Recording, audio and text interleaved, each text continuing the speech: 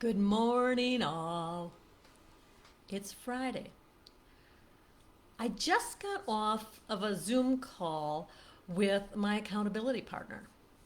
Um, for me, this is a really big deal, and so I wanted to share it with you because the truth is, accountability is an incredible form of self care. Let me tell you why. When I meet with Michelle every Friday, sometimes it's really brief. It might be 10 or 15 minutes, or it might be as much as an hour.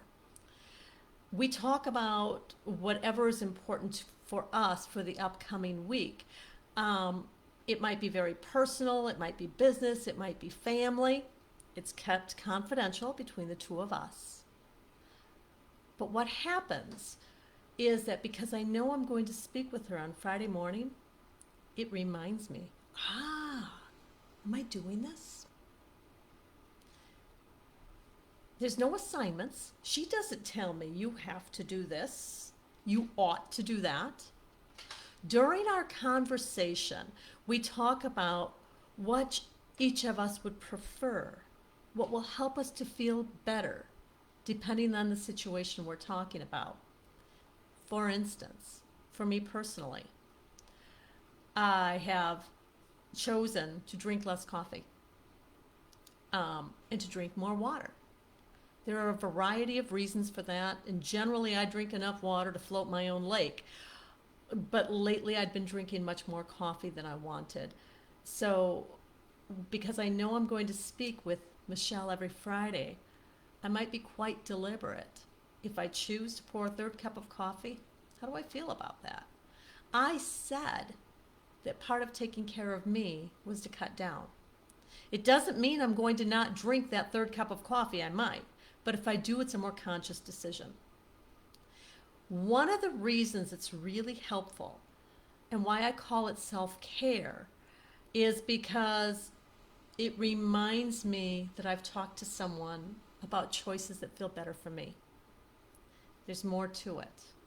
When we engage in accountability with someone, it can be as frequent as you like.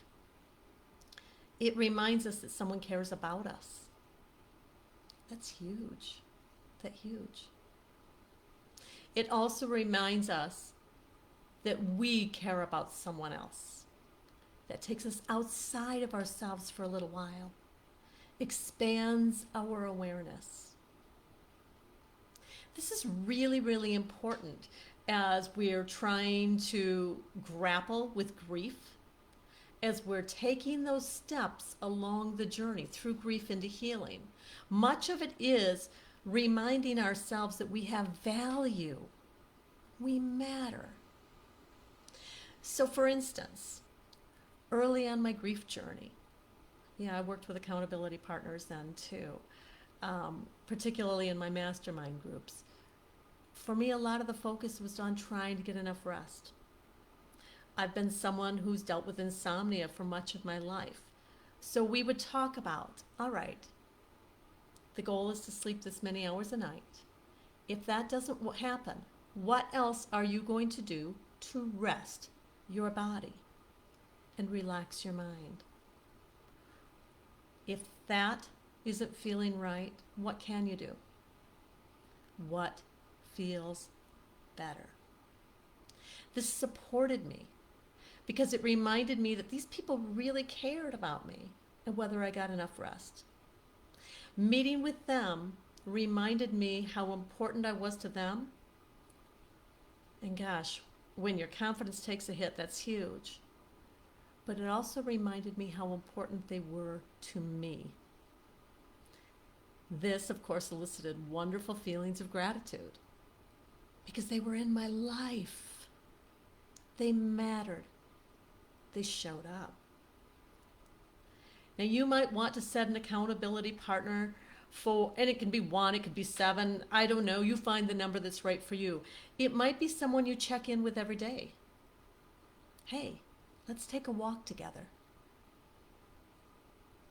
Maybe you have a phone call in the morning. Maybe you have a phone call later in the afternoon. Or maybe you watch a television program together and you're both on the phone at the same time. Maybe you've agreed that you're going to take a little walk by yourself because they might be somewhere else or simply they can't walk with you.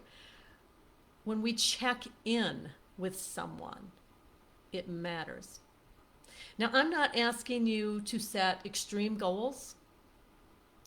I'm asking you to think about this in terms of what feels right for you today. Let me tell you, when I got off my phone call with my accountability partner, I had shifted some of my goals, refined them, if you will. This happens each and every time we have a conversation. It's okay. This isn't about judgment. If I say I've shifted something, or she does, the other one will generally ask, do you feel good about that shift? If you haven't done what you set out, do you feel good about your decision? If not, how can we address it together? The underlying message is always, how can we support one another?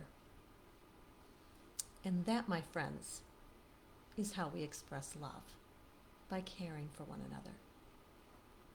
So if you're not working with an accountability partner, it could be someone who lives in your house or someone who lives on the other side of the country, I encourage you to at least consider it. Again, this can be for big things, it can be for small things. It's about taking care of you. It's about remembering how important you are, how much you're loved. And it's also remembering how important other people are and how much we care about them. It reminds us that we're not alone, that we're walking this path through grief into healing, arm in arm with others who care.